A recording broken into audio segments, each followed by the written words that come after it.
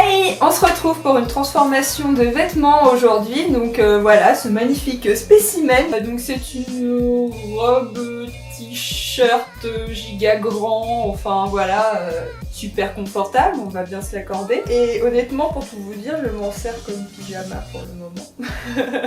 Parce qu'en fait, j'adore ce genre de volume super ample. Je trouve ça super agréable, super joli et tout ça. J'ai de la poitrine et donc du coup, quand je porte ce genre de modèle très ample, on dirait que je cache mon ventre, voilà, c'est ça.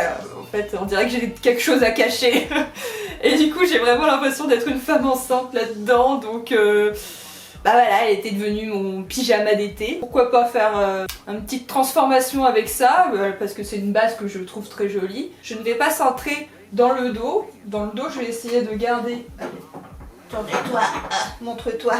Voilà, dans le dos, je vais essayer de garder ce côté ample que je trouve très joli et essayer du coup de recentrer devant et par un petit tour de passe-passe, essayer de faire en sorte de pouvoir passer un genre de ceinture comme ça en fait que j'ai plastique comme ça avec une boucle qui se ferme comme ça là. Voilà, alors pour commencer vous voyez j'ai déjà mes fils de milieu devant. Je les ai mis tout à l'heure.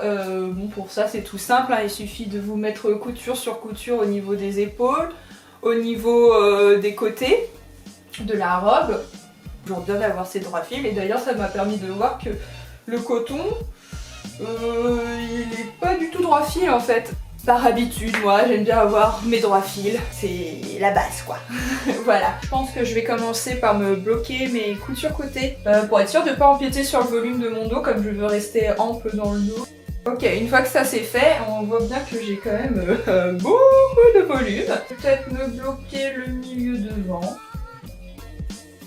Maintenant je me suis bloqué mes milieux devant, mes côtés, j'ai tout ça à rentrer quoi. Donc je vais essayer de faire partir un pli au niveau de l'épaule pour faire comme une sorte d'épaulette, pour essayer de remonter un tout petit peu la manche. Du coup pour ça je vais m'aider de l'axe de mon tissu ici parce que là on voit par exemple qu'il se casse complètement la gueule, c'est normal, hein, c'est un t-shirt très ample donc forcément ça dégueule un petit peu on va dire. Donc pour ça, je vais juste m'aider de ça et je vais prendre le haut de ma manche comme ça sur la couture épaule là. Et je vais tirer un tout petit peu dessus et paf, là on voit, ça se met droit. Ça fait tout de suite une ligne droite. Je vous montre encore. Là ça se casse la gueule. Je vous montre un tout petit peu, paf, j'ai ma ligne droite. Et ça je vais essayer de le garder comme ça. Donc je me mets une petite épingle dans le bras de mon mannequin. Hop, ça me le maintient et je vais essayer à partir de ça de faire le reste de mes plis.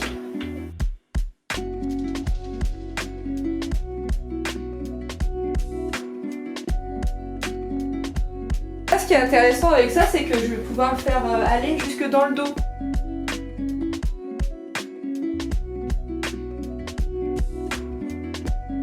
Voilà, pour l'instant on se retrouve avec ça, on a juste la petite épaule qui forme un pli devant et dans le dos. Donc du coup j'ai envie de continuer mon pli ici pour commencer à amorcer mes pinces, que ça soit en continu avec cette partie là. Donc là c'est tout bête, hein. J'attrape ce qui s'est formé naturellement avec mon pli sur l'épaule, hop.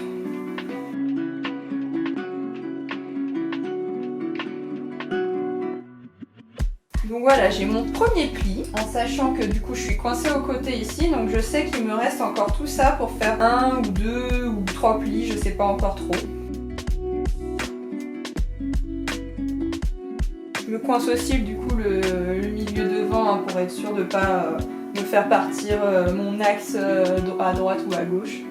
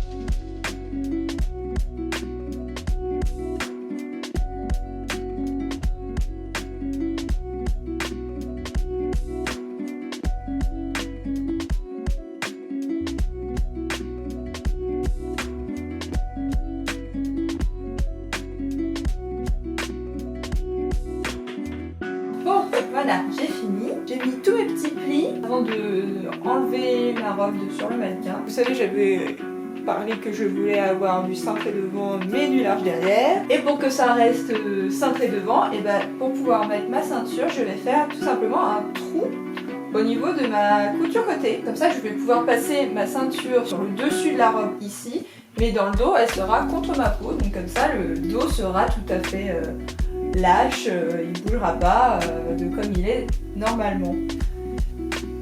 Quand je lève le bras, parce qu'il faudrait pas que je sois coincée pour, voilà, pour lever les bras. Donc, quand je lève le bras, ma taille, paf, elle est là. Là, mon point le plus creux, en tout cas, est là. Donc, je vais me le noter.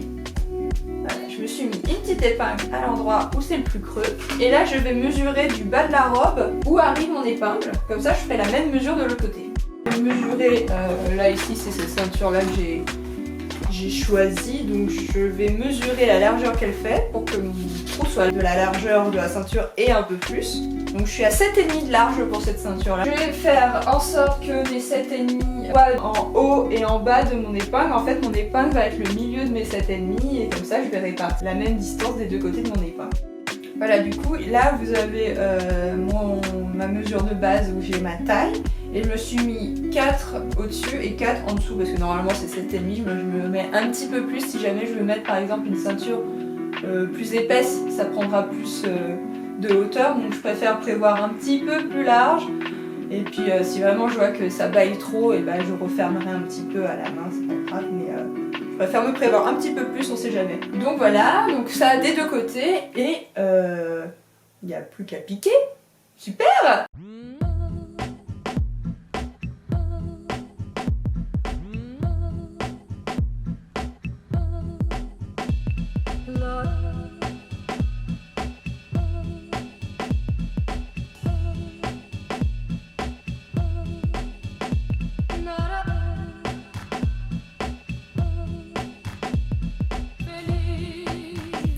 Ok, donc j'ai fini de coudre tous les petits plis, ça s'est bien passé. Vous avez vu, j'ai donc retiré toutes mes épingles, il n'y a plus rien dessus. J'ai aussi enlevé tous les petits fils de fin de couture. J'ai enlevé mon milieu devant donc sur la partie tulle et sur la partie coton, donc j'ai plus aucun fil. Donc là maintenant il va falloir que je m'attaque, maintenant que j'ai toutes mes épingles qui sont enlevées, je vais pouvoir travailler tranquillement sur les ouvertures que j'ai prévues pour faire aux côtés. Donc j'ai toujours mes petites épingles que j'avais mises sur le mannequin. Donc là le but ça va être de découdre la couture côté sur les deux épaisseurs, de faire un petit point d'arrêt sur les deux épaisseurs individuellement. Et donc comme ça après je vais pouvoir les mettre ensemble pour que les deux épaisseurs soient fusionnées et qu'elles ne bougent plus l'une de l'autre en fait. Comme ça sera plus facile pour enfiler la ceinture bien évidemment.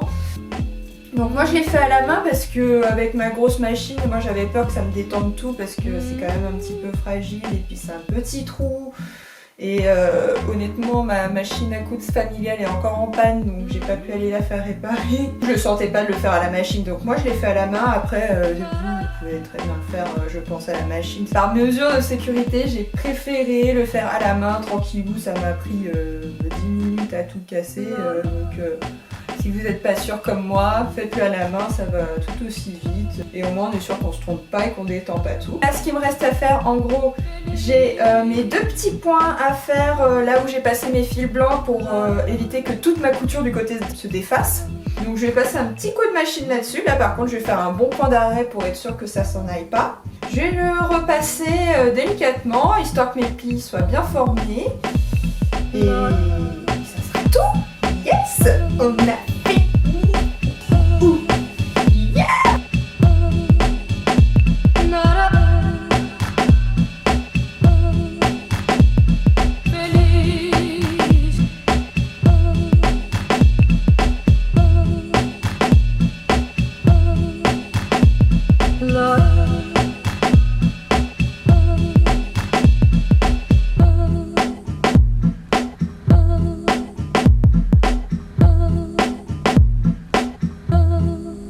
Light